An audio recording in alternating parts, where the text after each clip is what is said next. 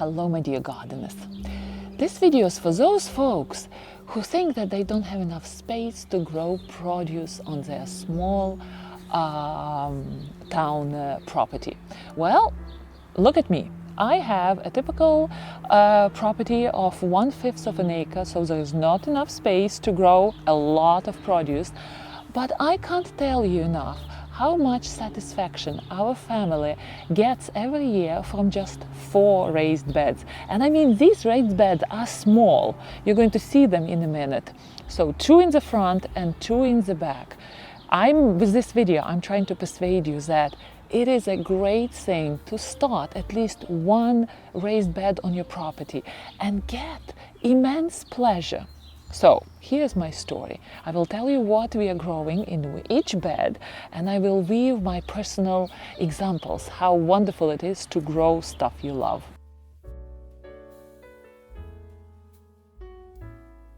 So let's look at bed number 1. Of course, we are growing what we like to grow, right? What we like to eat, and that's rule number 1 for anybody who wants to grow produce. You want to grow not what is not the most expensive or the most rare seeds. You grow what your family loves to eat. And with us, we have a lot of different spices here. Well, the biggest part is occupied by peas. We love peas. And I remember this plant is from my childhood. I used to eat a lot of peas when I was a kid. Oh, look at this, they're starting to blossom. And I made, for my peas, I made this special, very rustic looking pea trellis, which I'm not sure how long it's going to last, but it is doing its job this year. And by the way, if you want to see how I did it, the video is right here. Mint, look at this mint. Mint is occupying, oh, it's so good. Occupying just the edges, and of course mint being mint, trying to escape wherever it can. You see how it traveled all the way here, and here it's meeting sage. I have a good story about sage. I downsized it this year a lot. It was occupying a lot of area here, so we really don't eat a lot of sage, but that bitter taste is very good for you, and I like to add it to my fish dishes. So there are 2 ladies who are walking here, who likes to walk, and they always come here and they ask me once if they can borrow the sage leaves from me. I said sure, there's enough sage for all of us. So this year this lovely lady said, oh, you took down your sage, what I'm going to do for my dishes, for her dishes, right? And I said, listen, there would be plenty for both of us, because sage is, it's small here, but there's plenty. And these leaves, they have their own nice scent to themselves. All right, what else is here? Here we have thyme. I also cut thyme down and left just 1 bush, and it's enough for us. And whatever we do not harvest, I just cut at the end of the season and dry. Also a lovely addition. Here a lot of weeds, as you can see, which is okay. So this year I also planted a lot of dill. I love pickling. Why dill? Again, it's very important for our family. I love pickling, and dill is used in a lot of pickling produce. And my husband just generally likes to cook with dill, so you will see a lot of dill popping up here and there. And of course, vertical planting for small space is the way to go, right? So anything which loves to climb, peas, which wants to grow tall like tomatoes, expensive produce which we have to pay a lot of money to buy. So all those are good to grow when your space is restricted.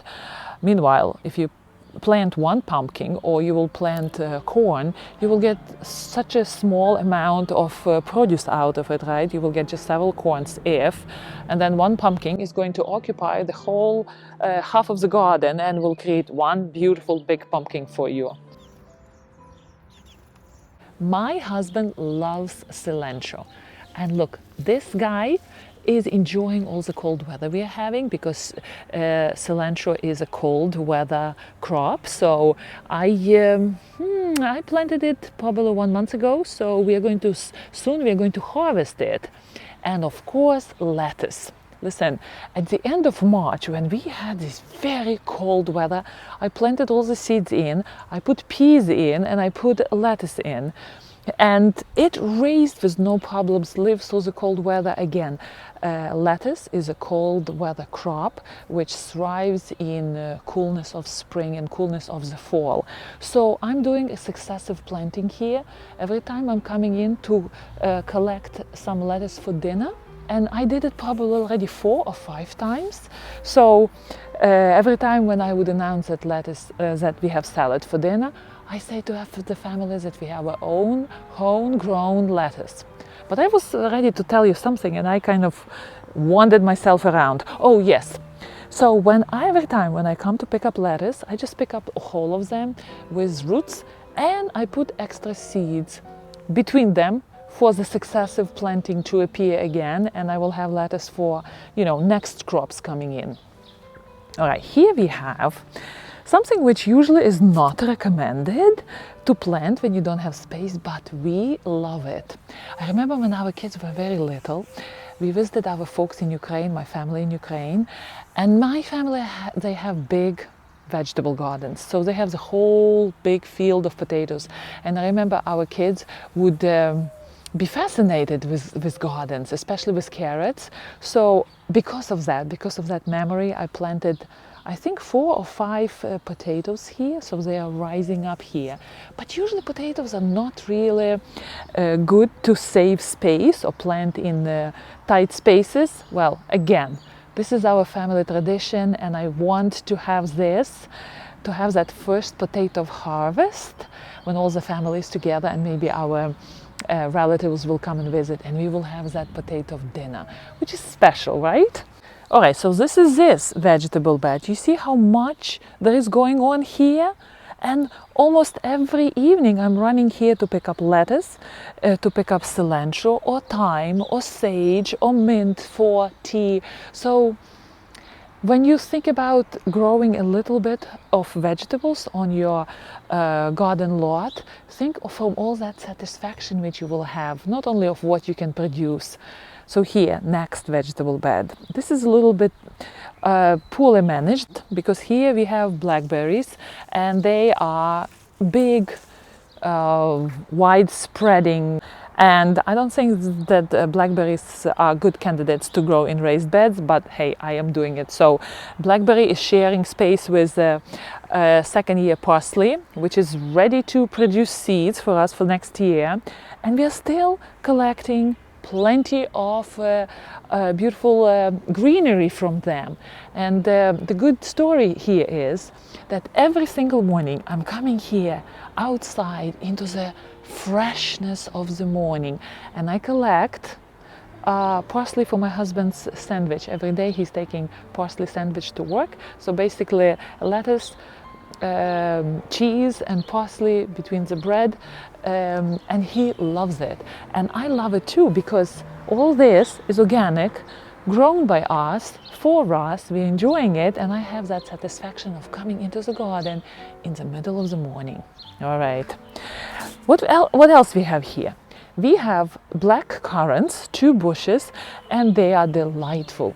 Again, in Ukraine, people are famous for growing all sorts of berries, and this bush is maturing. It's becoming bigger and bigger every year, and look at all the beautiful berries here.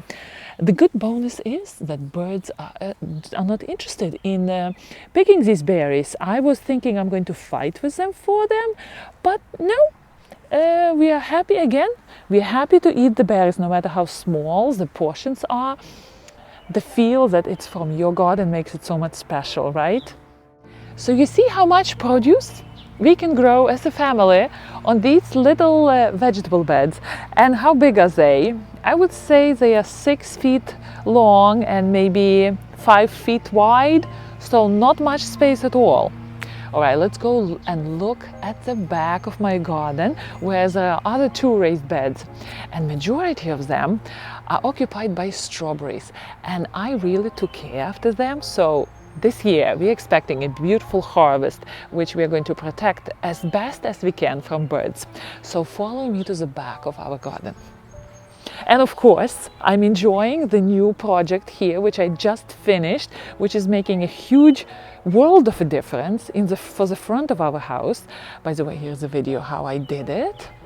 And we had such a strong heat wave just several days ago, and suddenly the temperature dropped. We had huge rain, so look at all the debris usually ending up in my garden because we are living at the bottom of the hill. You can't really see, but all the water comes down and brings everything with it. So I have to clean it all. Grass is cut, so I'm going to do later today. I'm going to do a nice cleaning, and I like to do it to make it all nice and pretty. And on the way, I'm going to show you all the little new things which I made in the garden. So here, on our steps, I thought that the rain will wash all this away, but I guess it's not going to. So I planted here in bags, I planted my potato vine, and I'm hoping that this potato vine would be able to colonize this area here. It's pretty shady here. It's a northern part of the garden, but potato vine last year it was successful here, so I'm hoping that in these growing bags potato vine would be feeling good here. So the same is on this side as well. It's still dirty. I should have cleaned it up. Okay, whatever. So let's go and look at our raised beds. Oh, look at these guys.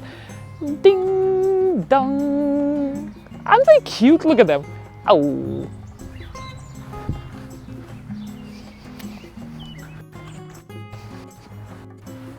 The wonderful space in the garden, one of the cherished corners, right? So we have two of them. Raised bed number 3 is occupied by, again, all sorts of different things. Majority of them are strawberries, and just look how many beautiful berries are there. Ooh, we're going to have so many strawberries. Wonderful. Next to them, in the middle of it, bolting, is sorrel, and I'm actively harvesting it again for all the... By the way, why did this bend? Oh, okay, whatever, I have to fix it. So sorrel, we are actively harvesting it almost again every day, a leaf or two for our salads. Then again, a little bit of parsley. We love parsley. This is second year of some of it too. And then the biggest place is occupied, of course, by rhubarb. This is Victoria rhubarb, a very old variety. It's not a reddish one, it's a green one. And I don't know why I did this. Maybe it was stalking and I cut it off. So again, already 3 times I came in and I harvested the bottom leaves of the rhubarb and made an excellent jelly for the whole family to enjoy with scones or English muffins in the morning. How wonderful is that, right? To go out, quickly mix rhubarb, cut the stems, mix them with sugar and prepare it for the family for breakfast. And I can, because that jam is going to be eaten right away, I don't need to worry about the preservatives, so I don't need to add a lot of sugar, and my jam is nice and sour, which is lovely, lovely, lovely. All right, and here again, the whole new bunch of strawberries, chives, you see, they are going to blossom soon. And again, we are harvesting all the chives. Well, this area is a little bit populated with other things. I don't know why I planted these boxwoods here. Probably one boxwood would be moved away, maybe another one too. I have a plan for this boxwood. It's a big one. It's a 6-footer eventually, and I have a plan where what I'm going to do with it. And then we have a gooseberry here. I trimmed it, so this year we're not going to have a lot of gooseberries. Again, I will go vertical with this gooseberry bush and create some height here because there's not much space. So where do we go? We go high, and next year there would be plenty of gooseberries on these new shoots. So my suggestion for you gardeners who are contemplating to start a little vegetable garden, I do encourage you to do it because it's so much fun, you know, and every day there is something new going on. You can contribute to your dinner and pick up something fresh, and it doesn't have to be big. Actually, a small one is better for success, right? If you start something big, you can get overwhelmed, you can get discouraged, but the small area is easy to control. You can plant what you want, you can control the weeds and stay on top of watering, right? Because vegetable beds do need watering and all the care we need, weeding and all sorts of things. So if you have a busy schedule, do think that you can do the one or two raised beds on the property, and it will bring you enormous amount of pleasure. My dear gardeners, enjoy the weekend. It's Memorial Day weekend, and I will see you in our next video. As always, happy gardening.